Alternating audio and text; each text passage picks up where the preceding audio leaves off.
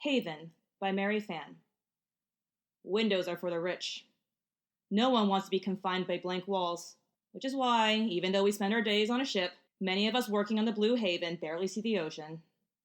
In the dingy crew bar, it could be the crack of dawn or the darkest midnight. The upside?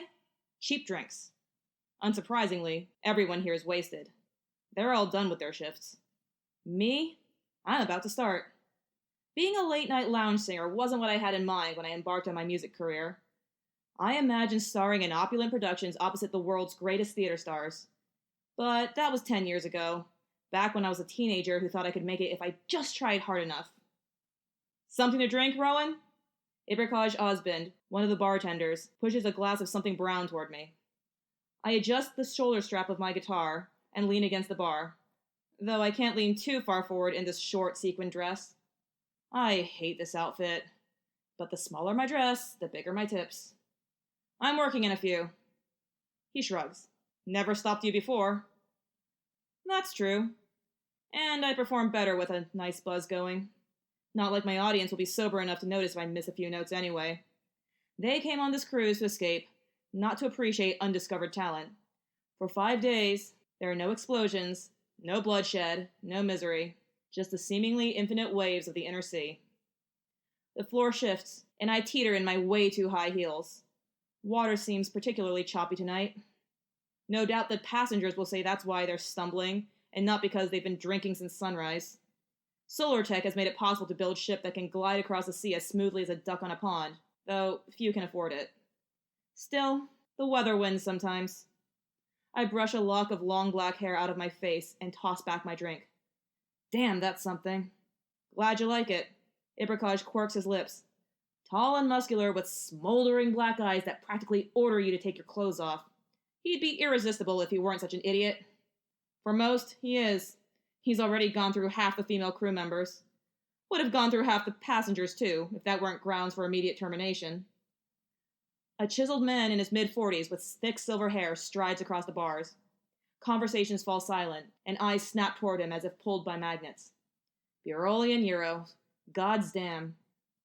Since performing his act on day 1 and giving his Q&A on day 2, plus a VIP meet and greet the same day, the musical theater legend and cruise headliner has kept to himself. He brushes by me with no sign of recognition, and I'm not surprised. Why would someone so famous remember a nobody from 10-odd years ago? I sure as hells remember him, though. He walks up to Ibrikaj. Need some ice. Fridge in my room broke. Ibrikaj gives the man what he asks for, and Berolian stalks off without so much as a thank you. Entitled bastard. I check my watch. 30 minutes to showtime. Given how big this boat is, I should take off. Maybe after one more drink. It's day 4 of the cruise. Passengers are scrambling to get their money's worth of prepaid alcohol. That means lots of extra handsy men for me to dodge. Before I can wave Ibrikaj over, Security Chief Delara Ko walks in. Broad and imposing in her crisp white uniform, she's the very picture of authority. Her short brown hair accentuates her powerful cheekbones. She's not here to drink with us, but to make sure that no one's having too good a time. I clench my fists. For all her talk of discipline, she's certainly lax about what the passengers are allowed to do. I've lost track of the number of times I've complained to her about the things men say and do to me. Apparently, it's my fault for wearing short skirts. Good to see you, Chief. Ibrikaj slides a glass towards Ko. Seltzer with lime, just the way you like it. Ko takes a sip but doesn't reply. How are you doing? Ibrikaj gives his oh-so-charming, heart-melting, bra-undoing smile. He might as well be a lump of clay for all the reaction Ko gives. Good. How's little Gilia? Still want to be a singer?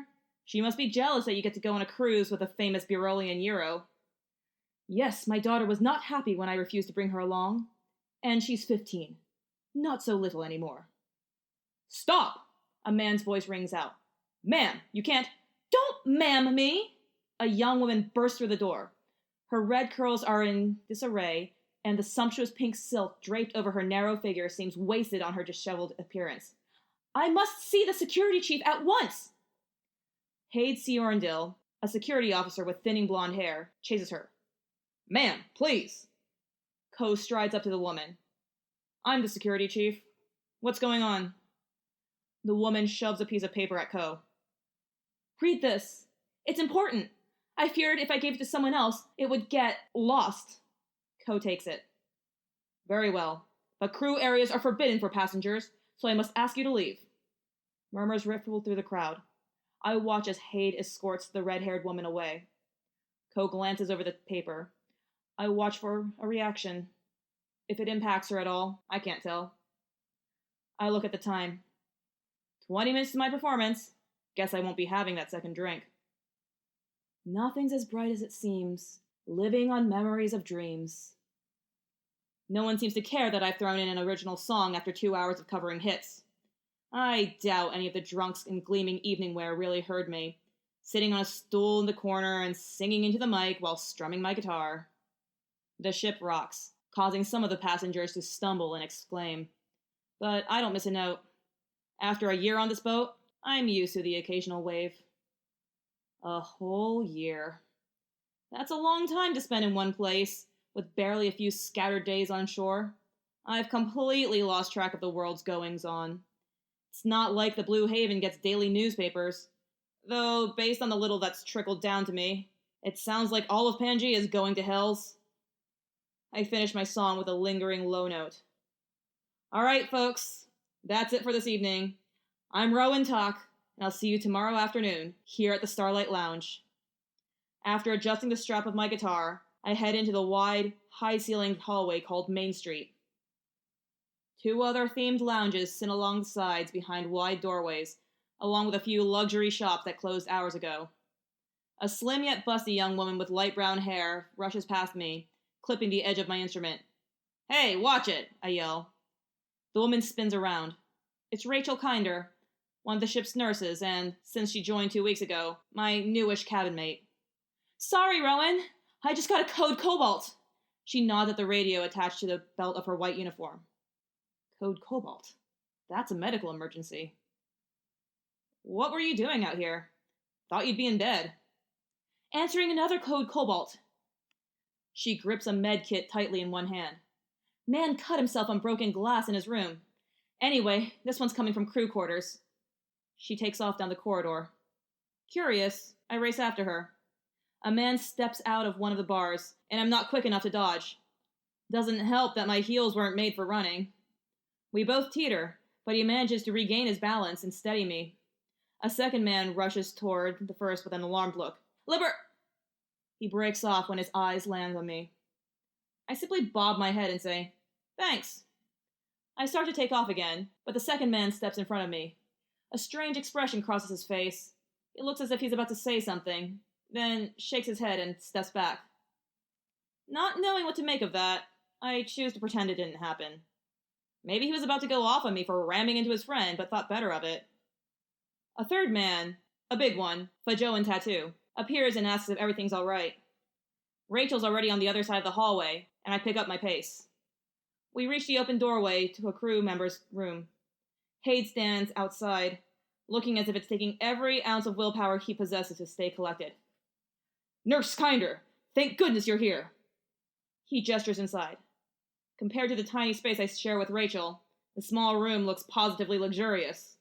Green curtains cover the window. There's actually a window. A sofa sits against the wall with a black coffee table before it. A man lies sprawled on the ground, blood pooling around his head. It's spilled so far that some of it stains the corridor outside. It's Biroli and Euro. Considering who he is, I thought I'd have a bigger reaction, but all I can do is stare in horrified fascination. Rachel rushes toward him and examines his wound. Sjorndil! Ko's voice cuts through the room. She marches inside. What happened? Not sure. Hade shakes his head. I was passing by and I saw blood. Used the master key to get in and then called the code Cobalt. Ko kneels beside Beryllian. Well, Kinder? Is he dead? Rachel puts away her stethoscope. I'm afraid so. From this, no doubt. Ko points at the sharp corner of the coffee table. Looking closer, I notice blood there. He must have tripped in the wrong place. We'll get him to sickbay, clean this up, and call the Pellier authorities when we arrive at port. In the meanwhile, Nobody is to tell the passengers. Understand? I don't need to panic here. I purse my lips. It hasn't fully hit me yet that the almighty Beryllian Euro is lying dead before me. Rachel frowns. This wasn't an accident. My gaze snaps to her. What? I used to treat wounds like this back at the hospital, and this one's too deep and irregular.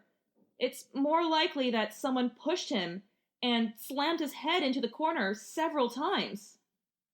Ko gives Rachel a sharp look, then turns back to Haid. Siorndil, see that it all gets done. I'll go inform the captain. He nods. Yes, ma'am. Ko strides out of the room. Rachel starts to chase after her, but Haid blocks her. Enough, he says. You're a nurse, not a forensic scientist. This is a security issue. Now, since there's nothing more for you to do here, I suggest you leave. Rachel looks back at Beryllian. But that wasn't a suggestion, Haid glares. I take her arm. Let's go. She lets me lead her away from the room. It wasn't an accident, Rowan. I'm sure of it. There's a murderer on this ship. That's disturbing. My gut twists. The captain listens to everything Ko says. If she tells him it was an accident, then it might as well have been one. Even if the Pangaea police figure it out, by the time they get here, the murderer could be long gone. Then we'll find the culprit first. I give her a firm look. I believe you. Really? Ko cares more about appearances than getting things done. It'd be more convenient for this to be an accident than for her to admit that a crime occurred under her watch. But if we can prove it before we reach Pangaea, we stand a chance of making sure the truth gets out. All right, where do we start?